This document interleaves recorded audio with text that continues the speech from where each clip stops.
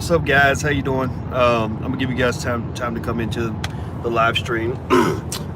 We are in the car. I'm here with the beautiful Miss Alicia, and we are just chilling. And let me tell you what. Let me tell you what the fuck. We sat here in the car, and as we're driving, and we listened to the Dave Chappelle comedy specials called Sticks and Stones, and he did this on Jones said, "My idol, you rock, my man." Well, let me tell you who my idol is right now as far as the Hollywood types. Dave Chappelle. We checked out his comedy special, and I ain't gonna lie, most of the time when people come out with comedy specials, it ain't no big deal to me, because Negroes all the Negroes is doing telling jokes and playing sports and shit. Like, this just very typical, right? Rapping, telling jokes, and playing sports. That's what we do, right? And it's all good. I mean, I'm not hating on it, but it just doesn't excite me. Like, I just don't care. But Alicia checked out his comedy special, and she was like, "Boyce, I think you're gonna like this." And so I was like, "Okay, well, let me check it out. Let me see what the brother got to say." And let me tell you, he killed it. Dave Chappelle might have done the best comedy special in the history of all comedy, and that includes Richard Pryor, Eddie Murphy, Martin Lawrence, Kevin Hart. I mean, he literally made himself the king of comedy tonight. Let me tell you why. It's the same way Muhammad Ali is the king of all athletes. It wasn't just what he did as a fighter. It was what he did that transcended boxing. It's what he did that made him more than just a boxer. And Chappelle, and I don't know if you agree with me, babe, but I felt like Chappelle, you could just see where this guy was, that he was really deep. Like, it wasn't just like, "Oh, I'm just gonna get up here and coon out and make motherfuckers laugh." Like, he was really saying some heavy shit, to the point where, and you hit the hit dog always holler, so you don't hit the target when you got all these motherfuckers online that are pissed at him right now.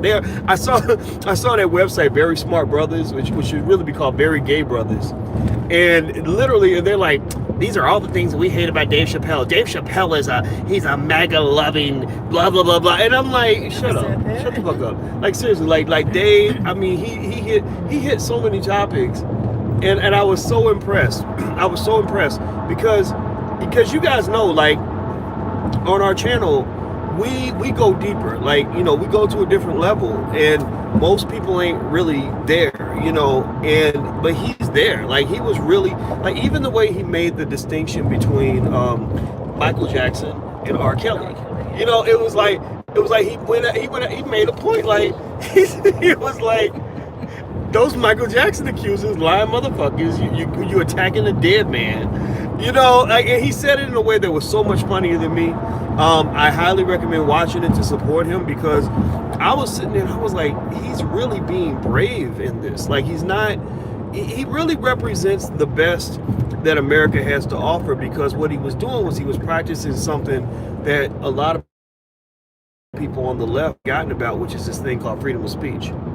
Like, he was really being critical thinking. Yeah, critical thinking as well. He was a critical thinker, freedom of speech. He said what the fuck he wanted to say, and I was very proud. I mean, I was just like, wow. I mean, I've not ever been affected by a comedy special. You need to put the thing. Like, no comedy special. Here, I got it. You can do it. Okay. Yeah, let me do this. No comedy special I've ever watched impacted me the way that one did, because I'm sitting there and I'm like, wow, he's saying a lot of shit that's gonna get him in trouble. Like, they gonna jump in. Okay, I think we're back. Sorry, guys. I guess we're on the road. So, but yeah, I don't know if you guys saw it, but he talked about the Michael Jackson thing in a really honest way. That that it was just first of all, the documentary was really disgusting. You're going after this dude who's been dead. The detail of that documentary. Yeah, I didn't like it. I couldn't watch it. I don't want to watch something where you're telling me about people's assholes. Like, that's just nasty to me. They talked about the blood in the underwear. Yeah, I don't want to hear that. Like, I don't want to hear all of that. Like, yeah.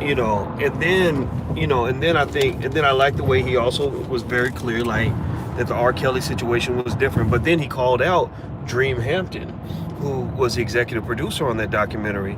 And Dream, when I saw Dream's name was associated with it, I instantly said, you remember I talked about that?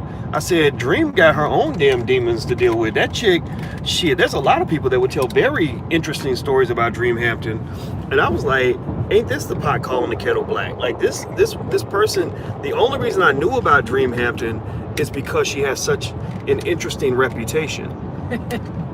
Let me just say that. She has a very interesting reputation. So, and so I love the fact that he basically called her a liar. He basically like went out of his way to be like, no, you're lying. And that's the thing. That's what I remember thinking. I was like, Dream Hampton, I've known Dream as a liar, not as somebody who tells her. So the fact that he brought that up really had me like, whoa, he sees the same shit that I saw. And then the way he talked to Buddy, what else did he bring up? The part with about both. We said it's up to. He said it's an election year. And we must uphold our responsibility. So every able-bodied African American must register for a firearm. That was really funny. Can you hear me? Are you able to see me? I don't know if you guys can see me and hear me. Let me know if you can see me and hear me. If you can hear me and see me, let me know. Chris Rock is good too. Chris Rock, I think it says a lot though. I think it says, yeah. I think I like Chris Rock because Chris says what he wants to say. I did not feel as strongly about Chris Rock's special as I do about Dave's. Like I feel like what Dave did was historic. It was historic because he stood up to all the bullshit. All the the Me Too shit, the LGBT bullying that's basically been happening, where everybody's a homophobe if you don't go along and march with their Nazi agenda. Like, you know what I mean? Like seriously, like we need you to do this or we're going to destroy you, cancel you, hate you. And so I just thought it was really great. I mean, what was your favorite part of the documentary or of the special? Oh, let me think. The stuff on R. Kelly was funny.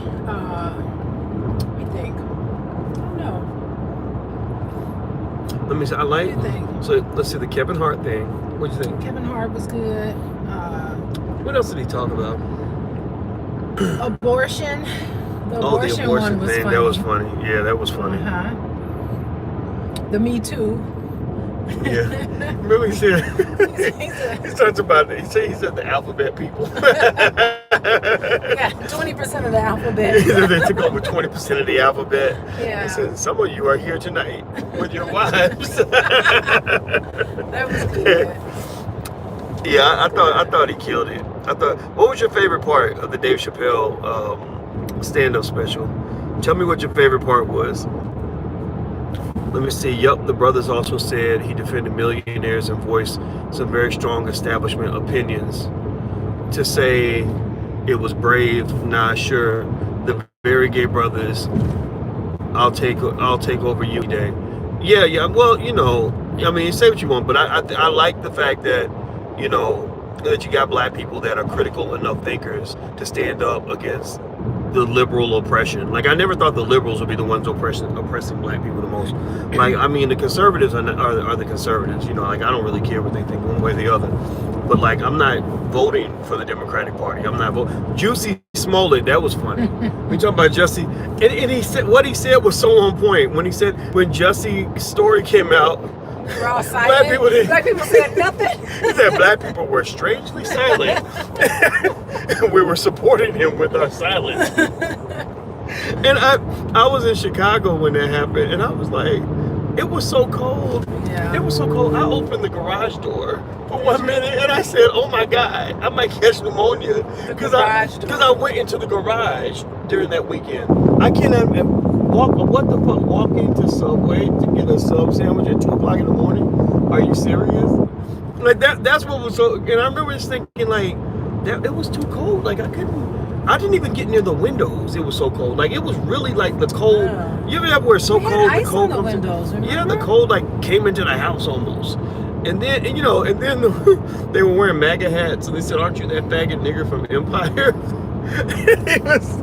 It made no sense. It was like ain't nobody wearing a MAGA hat watching Empire. Like nobody watches Empire like that. Not those people.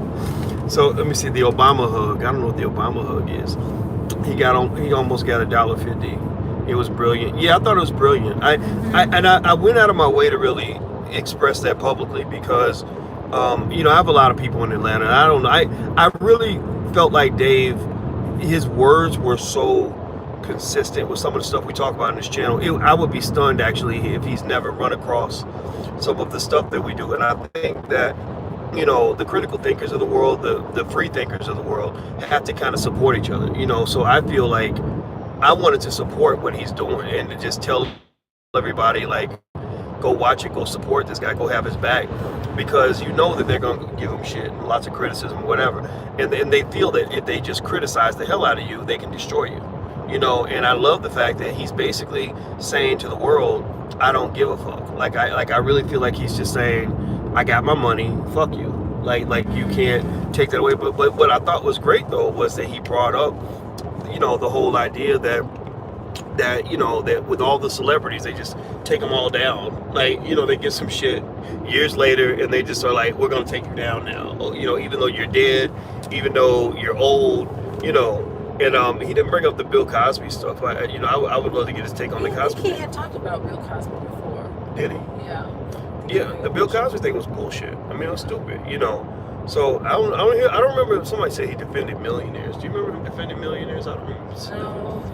About that. I don't remember that part. You like the part where he talked about his friend who went to law school. That was the most. Oh. That's the hardest I've ever seen you laugh. Well, that was funny because the girl he wanted to marry when he was young. Yeah. He said save her till later in your life or something. And I laughed because, like, I met you when I was 22, but we got together when I was, you know, later in my life. Not that I did that on purpose. It's just funny. It made me laugh. And then, what's that smell? Ugh, something stinks. Feels. Yeah, and but then there was the divorce, and he lost all his shit. Because he was talking about Anthony Bourdain, who killed himself. Oh, that's right. He's got the best job in the world. Flies around the world eating delicious meals. And talking to famous people, interesting people. Let me see, when he was talking about transracial and Chinese. Yeah, that was funny. Oh yeah, that was, I agree with that. I thought that was, you know, the funny point where he was basically talking about, like, how you can decide if you're going to be a man or a woman. And but the women want equality, and he said, "What if LeBron James decided that he was a woman? Does that mean he gets to join the NBA and average 800 points a game?" They're doing that now. Like now, literally, it stinks out here. God, wait, I think it might. You think it could be one of those trucks? What's going on? I mean, it really stinks. It's manure, is what it is. That's worse than manure. That shit's terrible. I can't even drink my shake. Yeah. No, but I thought, but that's a good. But you know, they're doing that now. There's this athlete, this track athlete, who is a guy, and he ran with the men last year, and he decided he wanted to just be a woman this year, and so now he's running with the women and like breaking records and winning championships and shit. I thought that was really fascinating. Wow. So, what was your favorite part? Let me see. Juicy smoke. Yeah. Justice for Juicy. You should probably close your windows. The air noise is distracting. The windows are closed, right? Are they closed? They should be. Let's check. Yeah, I don't think there's any. Let me make sure this is closed. Oh no, now it's open. Yeah, you're gonna shut that? Okay. All right, now you want me to close this part? I don't know. Yep, the point about Me Too and abortion, I thought that was good. Yeah. Well, you know, and he's right that, you know, that there's a backlash against the Me Too movement. Like, and I think, generally speaking, the Me Too movement, I actually supported it when it first came out. And then eventually I was like, no, this is persecution. I'm not going to support persecution. The Obama hug, and when Obama whispered in his ear, I got your message. Oh, yeah. What did he say? I didn't catch that. You know what? We'll watch that again. What was it? What did he say about Obama? I don't remember. We had to watch that part. I can't remember. Yeah, I missed that part. Yeah. Come on, the analogy about the LGBTQ in the car. That was funny. The car was funny. That was when the funny. questioning guy showed up. Very witty approach to addressing important issues. Yeah, you always say comedy is like keeps you magical. or something. Yeah, like you were talking about Monique. You were actually saying Monique. Monique should have like made jokes about the discrimination. I'd like to see her be funny again. Something happened that stole her comedy. Well, you met Monique when she came on the channel. How did you feel when you met her? She was very nice, wasn't she? She was wonderful. She was very sweet. Really very good. Yeah. Like, she didn't just pretend. She was actually very nice. I watched it this morning. It was a second video after his special. Oh, it was a second video after his special. So there's apparently more. Thanks for telling me. Yeah, Monica. Remember she played in that show when she was in love with the professor? Oh, Professor, yeah. Professor. And then she was also in Almost Christmas. She was the best. She was the best one in that one. She was very good. Oh, I gotta see that again. I love the bit about raising kids with duck juice running down their faces. Let me see. And it's almost like you forgive it. I mean, he's married to an Asian woman, but it's okay. You know. Yeah, Dave Chappelle's cool. Doesn't seem, you know. Yeah, he seems like one of the good ones. Yeah. The fact that you stood up against the Hollywood bullshit. He turned down a lot of money for integrity. And here he is. He's getting more money now than he turned down. Isn't that funny how things work out? How the universe works the shit out. You know, same thing with me. When I got fired, when I was at Syracuse, I pretty much got pushed out. You know, and I'm not counting my money publicly, but if they put it this way, if Syracuse offered me that same job today, I would probably not even do that job in my spare time, but for full-time pay. But you know, it's kind of like, you know, I think there's something to be said about telling the truth, doing the right thing, being true to yourself. Being true to yourself, yeah, and just going hard. You go hard, and you feel like you're going down a dark tunnel, you know, by yourself. You don't know how it's going to turn out, and then it turns out wonderful, and you're like, yes, I do. They put a lot of pressure on you to be a certain way, and maybe that's the similarity with Monique and with Dave Chappelle. Like they both said no. They both said, I've had enough of this, and it takes a lot of courage to do that. I respect people who do that. Yeah, I think Monique is going to actually do better. Or do very well. Yeah. Same thing. You think about it. She should be happier. We think about it. Monique, she broke away from the system. I think she's going to do well. Colin Kaepernick, you know, he's doing very well. You know, he broke away from the system in his own way, right? In his own way, to encouragement to take a knee when no one else was doing it. Yeah. Someone else just did a live on the same topic, and the comments were so different. Who else did a live on it? I left, let's see, Cute Ladybug says, I left white academia too, Dr. Boyce, writing and marketing novels now, searching for my success. Well, email your novel to me. I'll shout you out, and maybe we can all go buy a copy of your book. I'll buy a copy myself. What's the name of it? Yeah, tell us the name of your book. Shout out the name of your book or anything you're working on, or your website or something, so we can support you. Let me see here. Super Mike said Roland. Oh, Roland. So Roland didn't like you. Well, Roland. I mean, you know, Roland Martin has a agenda, right? He's one of those, you know, he's a Negro manager. That's what I call people like that. He's not a leader. He's a manager. A leader is somebody who inspires you to be true to yourself and to be the best you can be and to be free. A manager is somebody who guides you, like controls you, like sheep.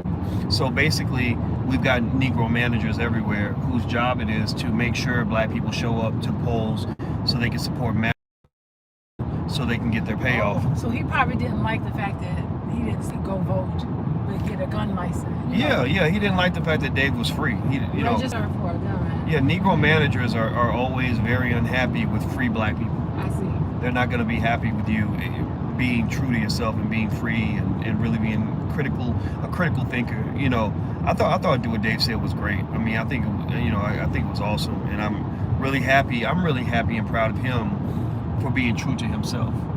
You know, because a lot of people wouldn't have done it. A lot of people would have been like, oh no, I'm not. Well, I'll say that behind closed doors, but I won't say it in public. He said that shit publicly. God bless that motherfucker. That's a bad. Well, Netflix allowed him to do that. So yeah, kudos to Netflix for giving him that deal. Yeah, and I get a feeling like Netflix just doesn't give a shit. Like they're just like about the money, about the numbers. Like but they should go back to Monique and give her another deal. Give her another go. Well, the problem is that Monique, wonderful lady, right? Because she was on the channel last week. I think the challenge for Monique is that she's gotten so serious. She looks like a college professor now when she talks. You know, I think she wears it well, and if that's what she's wearing, if that's who she is. I don't know if I see her as the really, you know, like overwhelmingly hilarious Monique I used to know. You know, like, but then again, though, she's talented. She's a very talented actress. And when I watched Almost Christmas, I'm telling you, she was the best person in that movie. Everybody else was inferior to her. Like, she carried that movie, in my opinion. Let me see. Dave brings the big money. Yes, he does. That was the funniest part when he said every black person should register for a firearm. Woo, you know. They'll change that law so fast. You know, the Negro managers got upset about that one. Let me see. So you think Roland isn't genuinely for his community? I think Roland is. He has solutions that I would have agreed with 25 years ago. Like, I used to think that way. I used to think, you know, if we all were liberals and we align ourselves with these so-called allies, you know, then good things will happen. If that the Republicans are always the biggest enemy, and that the goal was to get the Republican out of office so we can get a Democrat. I learned my lesson from watching Bill Clinton and seeing what Clinton did to the black community, and how he incarcerated more black men than Adolf Hitler would have done on his best day, right? So that's when I grew out of that. I said, fuck that shit. I'm not playing. I was very disappointed because he was the first president I voted for. I had just turned 18. Oh wow. When I voted for him. Wow. Yeah. So 92. So I think that people might be in favor of their community, but there are some people who tell you that the best way to get across town is to sit and wait with your bus pass, right? Like wait for the bus that ain't coming. And those people, they claim to be helping you. They're like, well, you know, when the number 6 bus comes, you'll get a ride. So some people just wait for the bus, you know. But then there are some people who say, let's go ahead and start walking, you know, because at least if we're walking, we're making progress. When we are sitting there waiting for the Democrats to change laws to make our lives better, we're sitting on the bus stop waiting on a bus pass. That is not a choice that is typically made by critical thinking black people or active, assertive black people or confident black people. If you're confident, assertive, and critical thinking, you're gonna say, wait a minute, we've been waiting on this fucking bus for 8 years and it never got here, and I'm not gonna die sitting still.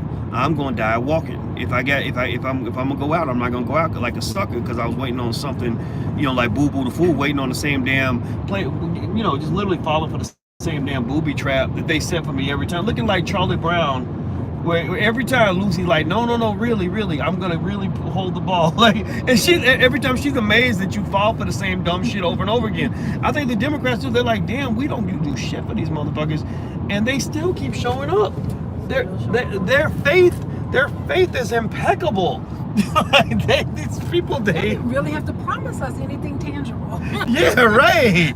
Wow. You black people are the most patriotic people in America, because you'll fall for any fucking thing, won't you?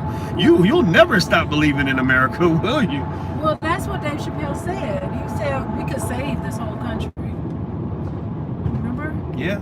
Because it's ours. Well, it is our country. That I agree with. Somebody says, so stop voting. No, I don't tell anybody what to do. Just so you know, I'm not telling anybody not to vote. I don't do that. I tell you to do what the fuck you want to do. And that right there is a threatening comment, because there are people that want to tell you what to do. So if you believe in freedom, then I'm your guy. If you don't believe in freedom, then there are other people who will tell you what to do. I believe you're smart enough to make the best decision for your family. And after you make that decision, whether you choose black, let's plan and strategize. Because in my mind, whether you voted or didn't vote isn't going to change the trajectory and the outcomes for black people. What's going to change the trajectory and the outcomes for black people is what black people do. That's what I believe. I believe black people control the future and the destiny of black people. I feel the integration was a failed experiment. I have data to prove this. You cannot show me any measure. It'd be easy if they could say, well, you know, Dr. Boyce, black wealth has gone up, you know, by 200, 300, 400% since integration. But you're not able to say that, you know. Or, hey, Dr. Boyce, you know, black children are getting a far superior education than they got before integration. No, you can't say that, you know. So at the end of the day, their problem is, the reason that people like me piss them off is because I'm smart enough to see over the fence and to say, you know, you have no legs to stand on. You have no proof that your approach works. If they had proof, then they could shut me up in a second, but they have no proof. So let's see here. Dr. Boyce, how much would you charge to talk to me, talk on my podcast? How do I go about booking you for a conversation? You could try. I don't do a lot of interviews, but BoyceWatkins.com. That's manager at BoyceWatkins.com, and I'll try to see what I can do. I honestly don't do a ton of interviews, but I'm not gonna say no. It kind of comes down to what I got going on. Yes, ma'am. Are you looking for something? My bag. The plastic bag. The plastic bag? Okay. You see. Oh, with your stuff in it? Yeah. Thank you. Where you get sunflower seeds and Sweet tarts. No. yeah, she got sunflower seeds. Is that ghetto? Is sunflower seeds ghetto? I don't know. Sunflower seeds? No, it's not Some good. people think so, but I love them. She got sweet tarts. We're supposed to be training for a marathon. And look at her, just cheating. Never believe black women don't cheat. Cheating all over the place. Let me see. Dave is getting the Mark Twain Award for comedy in October. So in the midst of being hated on for being provocative, he's about to win the most coveted award in comedy. Good. That's what comedians are supposed to do. They're supposed to be brave and honest, and he's doing it. You know, they shouldn't fold to political correctness. Okay. So Marcy says those are excellent road trip snacks. Shakir is asking, no green tea. Dave Chappelle's a comedic genius and trendsetter, says Webster. I agree with you. Presidents are selected, not elected, says Claudia. I don't know. Jussie Smollett's lawyers are going to sue Mr. Chappelle, said Barry. They have to have a leg to stand on because Jussie's story doesn't need to sue everybody, because don't nobody believe his bullshit. Oh, the R. Kelly tapes. Remember he said there was new R. Kelly tapes that came out? Oh, yeah. 27 times he said she's 14. R. Kelly. No, remember? Yeah. We were talking to you about it. Oh, yeah. I didn't understand why people supported him way back in 2004. Yeah. Dr. Boyce is the voice the black communities need. Oh, well, thank you, Webster. I appreciate nice pistachios. Yeah. Just so you know. They're good. Boxing Brain says you're pretty. Oh, thank you, Boxing Brain. No Popeyes. Let me see. All black sisters are beautiful, says Forever a King. That is absolutely true. Well, not every black woman is beautiful, but they're on average. I'd say on average, black women are more beautiful than everyone else. And then just being black is a step up. That's an upgrade. It really is. Like if you get transformed and turn black, then that's like a extra bonus point. We are in an era of being overly sensitive. Comedy is just that, comedy. David's the last unicorn standing. Yes, he did a great job. Nomar says, I have a beautiful queen. Thank you. More people need to speak freely. I agree. Let me see. Forever King says, Roland Martin is a traitor and truly an embarrassment to black people. Well, you know, I tell you, I'm not gonna say he's a traitor. I don't feel that way about Roland. I don't think Roland's a total loss. You know, like I think there are some things Roland does that I can agree with, but I can say on a personal level, Roland and I do not get along. We haven't got along me and Roland fell out in 2012, and his little bitchy ass been mad since then. I'm not even that mad at him. Like, I don't really get as mad at him as he is at me, but I think he's like really furious at me. Please tell Claude Anderson to build up more of on his YouTube channel. Like you, he always drops knowledge. We don't see enough of him on his YouTube channel. Yeah, well, you know, he is 84 years old, so you know, 84. I mean, it's tough to do a lot of things when you're in your 80s. I'm raising money for a black studio system in Los Angeles. Bradley Studios sent you an email about our new media division, says Claudia. Okay, raising money for a new studio system. Okay, interesting. I look forward to seeing it.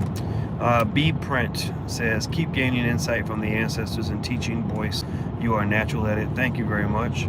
I appreciate that. Let's see. I agree. I was just shouting out the one that I have. Okay.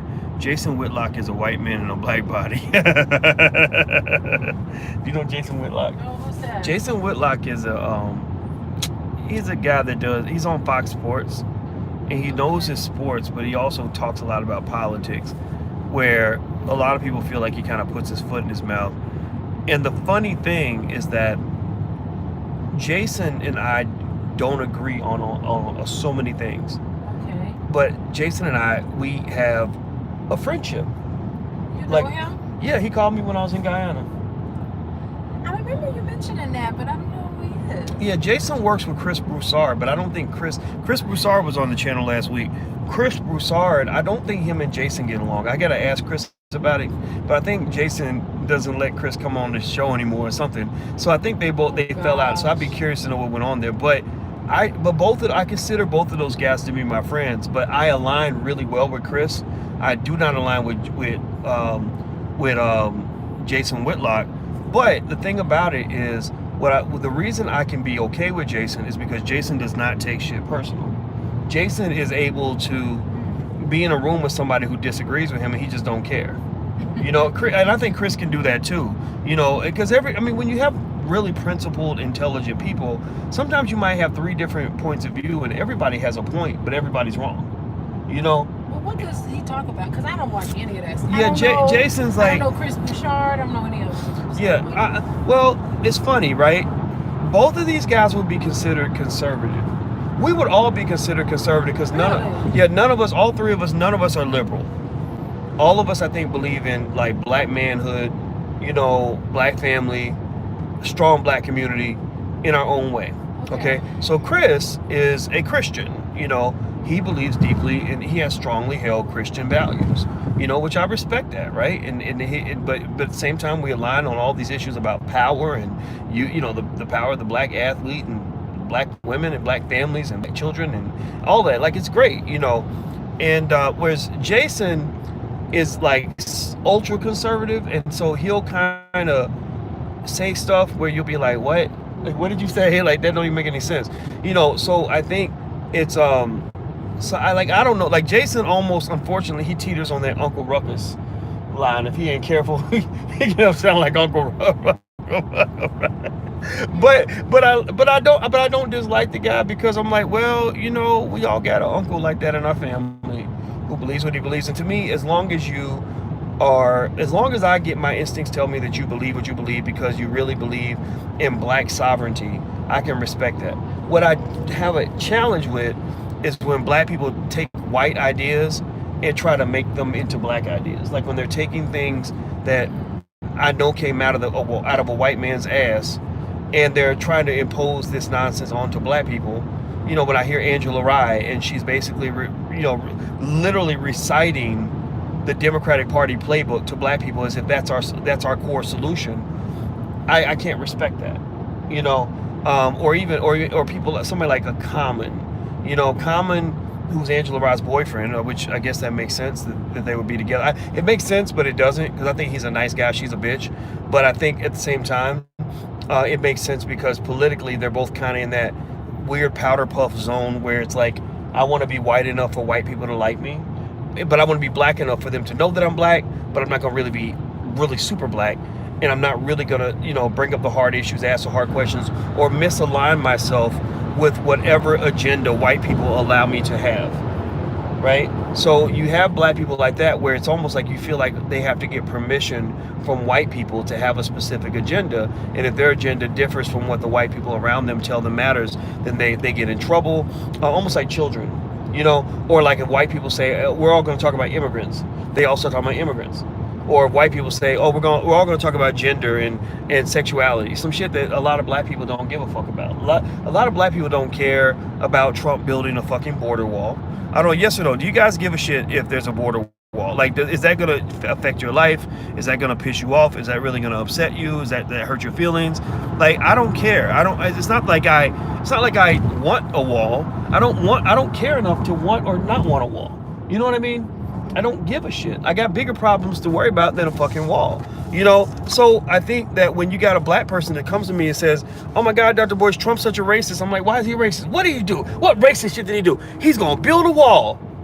Man, get out of here with that bullshit. Like really? Like, come on, man. Like, no, like Bill Clinton's a racist because he wanted to exterminate black families and incarcerate 500,000 black men. That's a problem. Like, that's worse. That's bigger than a wall to me, right? And so I think it's kind of like those black people that feel like they almost act like they need permission, like they get permission. So whatever white people start getting excited about, they start talking about it.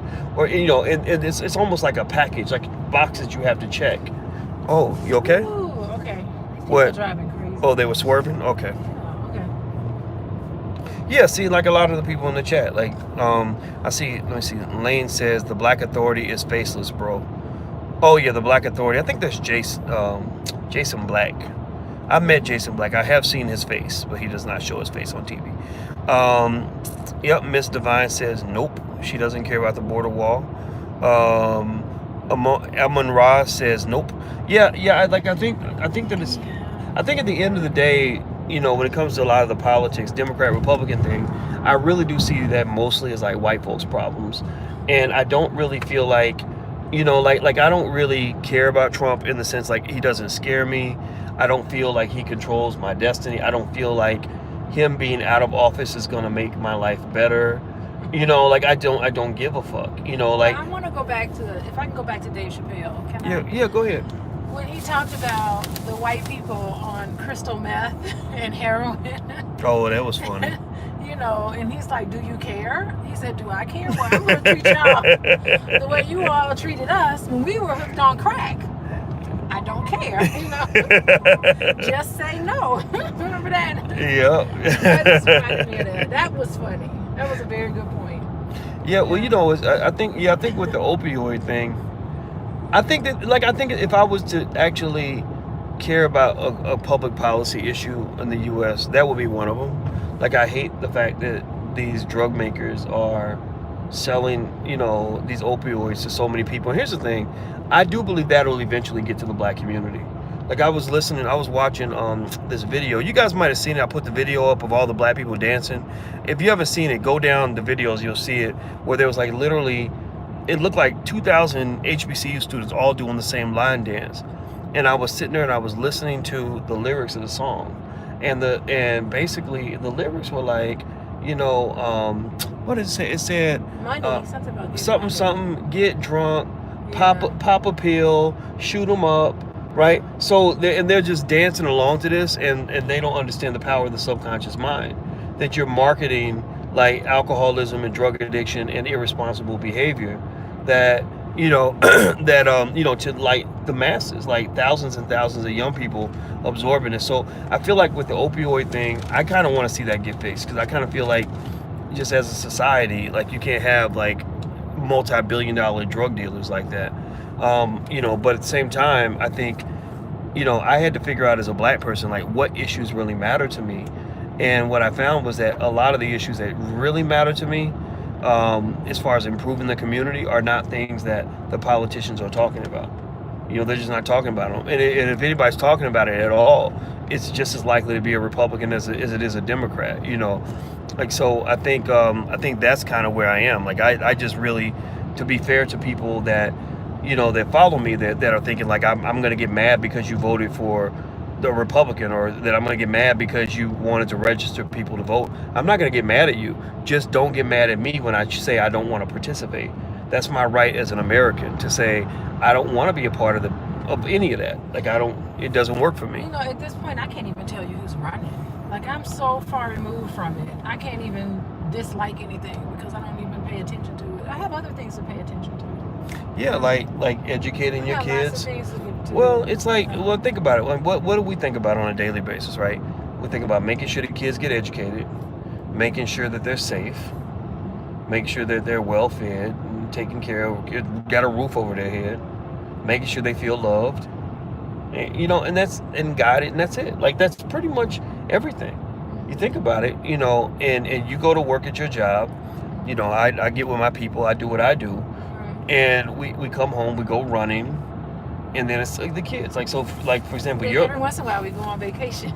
Yeah, every like every now and then we take a little trip, and that's our whole life. Like, that's it. Like, so, right. So I think that for me, seeing what goes on in my community is kind of like, okay, my job as a scholar in the Black community, or an influencer, if you want to call it that, is to do what I can to help the community get better. And so that to me means going back to the basic stuff. Like, okay, who's educating our kids? Well, we need to do it because they're fucking it up. How do we get the resources? Well, if white people want my vote, then you give us resources to educate our own kids, and then I'll vote for you for that. But I'm not going to vote for you because you got another special program that's going to do more damage than the one before, because it comes along with all this baggage that we didn't sign up for. Like, well, no, I'm not signing up for your LGBTQ agenda, your Me Too movements, or whatever other, your immigration movement. Like, I didn't sign up for all that. I just basically said, give us $1 billion or 10 billion or whatever to go build schools in our community and leave us alone. Like, we can do the rest. We got it from here. Also creating our own jobs. We need money to build our own businesses. I don't want jobs. I don't want jobs because that means if I've got a job with you, I'm building your business. I'm not building my own. I want money to start businesses so that we can create our own jobs.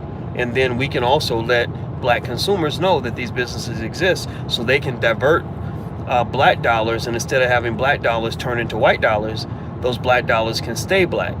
And then the Black community, you start to see prosperity at that point. Because if you go back to what we were talking about earlier in terms of like our daily life, educating our kids, making sure they're safe, and have a roof over their head, and making sure they feel loved, and et cetera. Like, all that comes down, a lot of that comes down to the ability. Like, a lot of that comes down to, like, do we have what we need to do that? At that point, it's like, get out. Like, we don't need any more help. Like, just get, like, if we get what we need, then we're straight. Like, we don't, all the other stuff is theater to us. And the work that we do, definitely work that you do, and you feel fulfilled in it, and you're making an impact. So things don't happen to our children. Everything that happens in the Black community, we're affected by it. And so we want to try to change it too.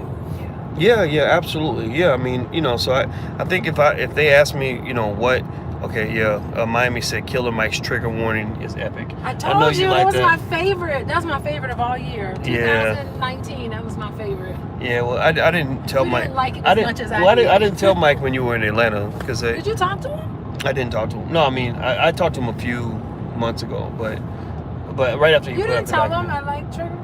I told him you liked it. Yeah, I told him. I said. You're supposed to say something. I said, yeah. I said, my woman's been talking about you a little bit too much, and it doesn't make me happy.